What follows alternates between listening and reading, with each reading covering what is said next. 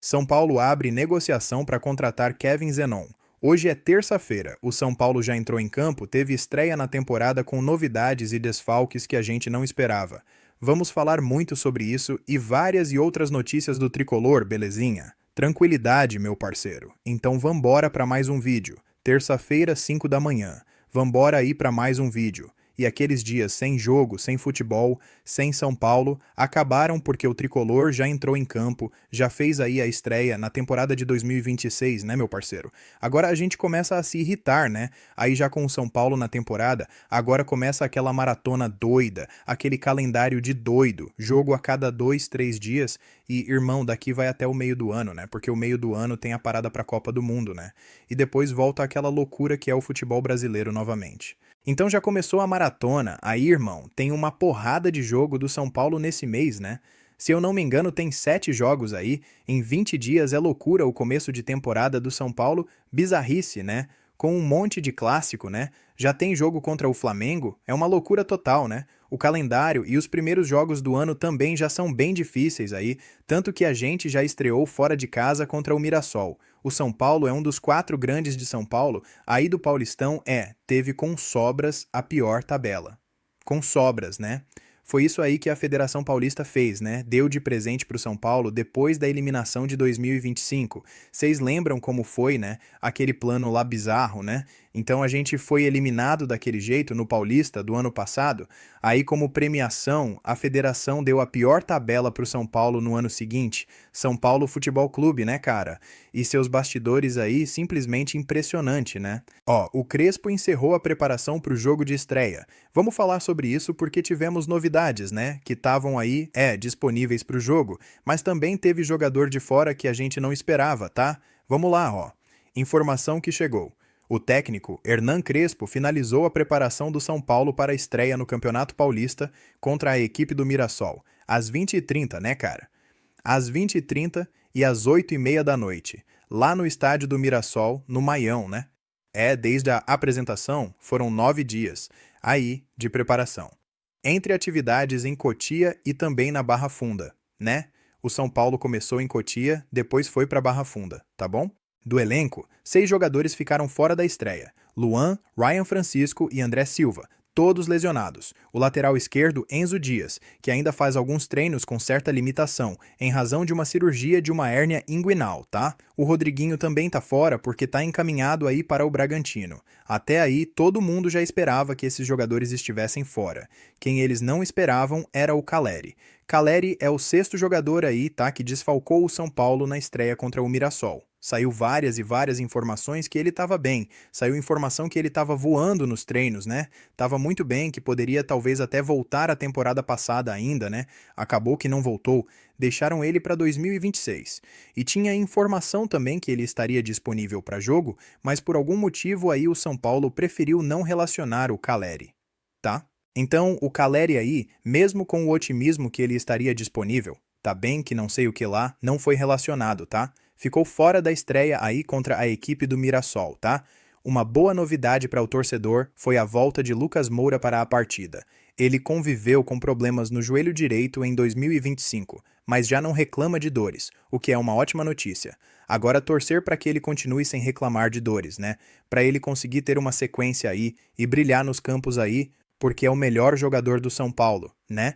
Torcer para que ele não conviva mais com essas dores no joelho. Até aqui não tá reclamando de nenhuma dor, né? Então torcer para seguir dessa maneira aí. O Lucas, que não terminou a temporada jogando, né? Se eu não me engano, o último jogo que ele fez no passado foi contra o Bragantino, se eu não tô doido. Aí depois não jogou mais e voltou, né? E voltou. Aí tá então, foram as novidades aí para o jogo de estreia, tá? Aí a gente teve aqui, rapaziada, 2 crias de Cotia, tá? Que foram relacionados aí pro jogo, que é o Hugo, tá? Que teve uma lesão, né, cara? Fez uma cirurgia. Aí de ligamento cruzado anterior, no ano passado, na final da copinha do ano passado, né? E ele foi relacionado, tava no banco. Baita de uma notícia, tá, cara? É um dos principais jogadores daquela conquista da copinha do ano passado. Foi, irmão, um dos principais destaques daquela campanha, né? Que foi muito bem mesmo. Naquele momento ali, o técnico era o Zubeldia do São Paulo. O nome do time principal era Zubeldia e tinha várias relaciones com o Zubeldia. O irmão era louco pelo futebol dele, que era um jogador que o Zubeldia mais gostava da base era o Hugo, e se machucou na final da Copinha, só voltou. Agora já tá disponível e tava no banco, né? Foi relacionado para o jogo de estreia aí, baita de uma notícia. Eu gosto muito dele. Tá um jogador, irmão, que tem muito talento, tem tudo aí para se firmar no time principal do São Paulo. Se firmar, talvez seja forte, porque a gente sabe, né? Que jogador jogou meias de jogos aqui, no futebol brasileiro, já é vendido para a Europa, a gente sabe como é que é, mas tem tudo aí para brilhar. Jogador muito talentoso. Eu gosto muito do estilo de jogo dele aí, gosto bastante aí dele, tá? E o outro cria também, que foi relacionado, que estava no banco, é o Nicolas, né? O lateral que deixou aí a Copinha. Ele só fez a estreia na Copinha e logo depois já foi integrado aí para o time principal. Então Hugo e Nicolas estavam no banco de reservas, né? Estavam no banco, né? O Crespo não colocou nenhum dos dois aí como titular. Aí não, tá bom?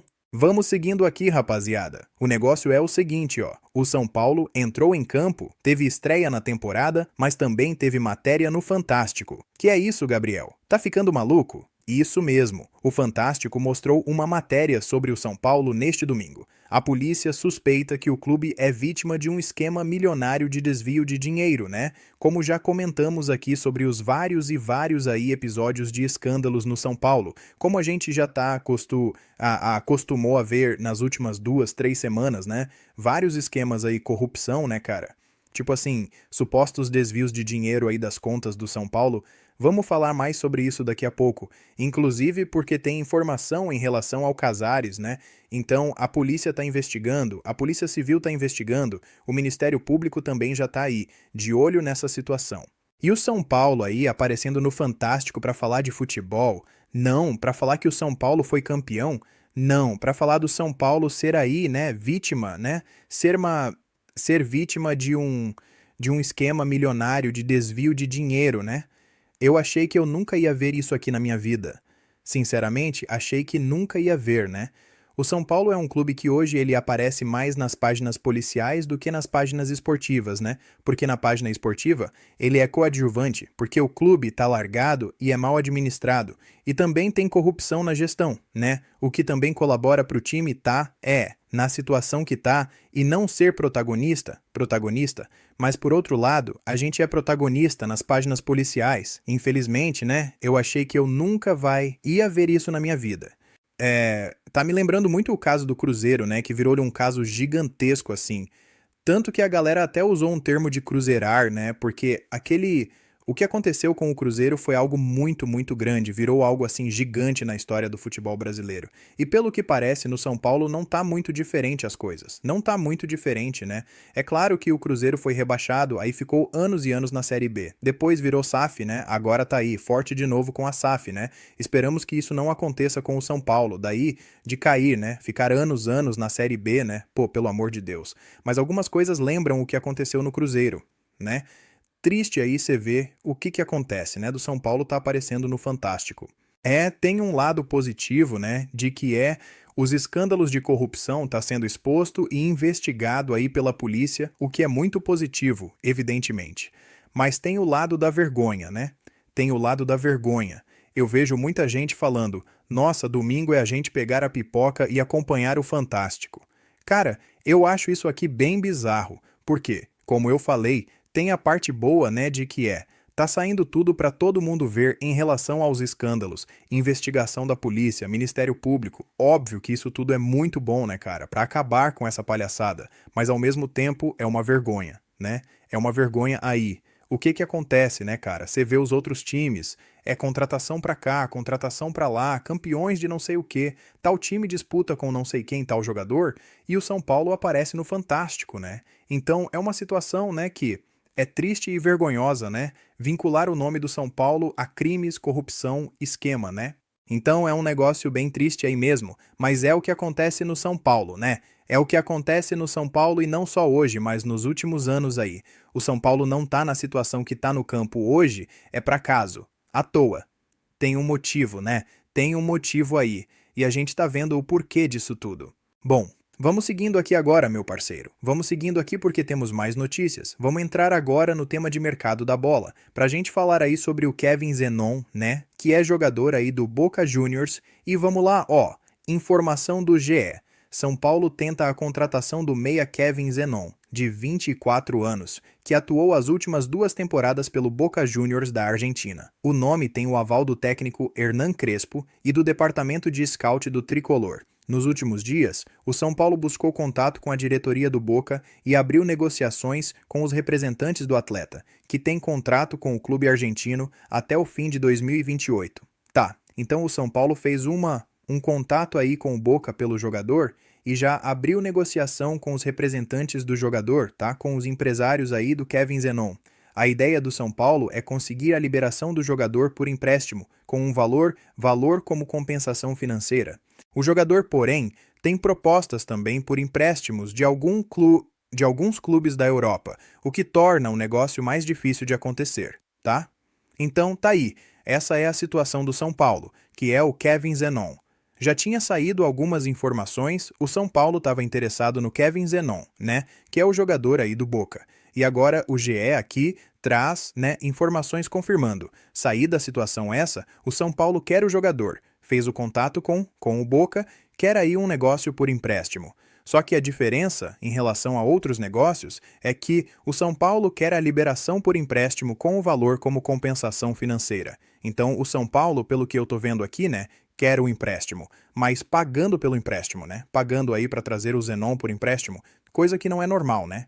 Se você for pegar aí os últimos negócios do São Paulo, é só negócio, por empréstimo. Ou jogador que estava livre. Por empréstimo, o São Paulo estava pagando para ninguém, né? Tava conseguindo os empréstimos aí livres, né? Empréstimos no caso de graça, né? Você trazia o jogador e não pagava nenhuma compensação pelo empréstimo. No caso do Kevin e do São Paulo, topa uma compensação financeira, que é o que o Boca quer, né? Informações trazem até aqui de que o Boca não topa fazer negócio se não tiver uma compensação financeira pelo empréstimo, né? Emprestar de graça. O Boca não faz isso por nenhum jogador. É meio que uma política do Boca, segundo, né, colocou aqui as informações, então o São Paulo está disposto a trazer por empréstimo, pagando uma compensação financeira, só que também tem concorrência de times da Europa, né? O blog do São Paulo traz aqui de que o time da Europa que está de olho nele é o Alavés da Espanha, né? Pô, com todo respeito, deixar ele vir para o São Paulo, mesmo com tudo que acontece no São Paulo, né, jogar no Alavés também é dose, né? Pô, com todo respeito aí, também é complicado, né? Se fosse um time, né, de maior relevância, já até entendi. Agora o Alavés é osso duro de roer, hein? Mas enfim. Ele foi revelado pelo União Santa Fé e chegou ao Boca em 2024. Na primeira temporada, ele fez 6 gols e deu 7 assistências em 46 jogos. No ano passado, fez 4 gols em 33 partidas, né? Os números aí do Kevin e do Zenon, nas 2 temporadas que ele tá jogando aí no Boca Juniors, né, rapaziada? Então, tá aí a informação que trouxe. O GE, né? O São Paulo tá tentando aí uma liberação por empréstimo, mas dessa vez pagando, né? Aí o empréstimo, né, com compensação financeira, pagando aí pelo empréstimo. Vamos ver se nesses moldes aí vai pra frente ou não, tá?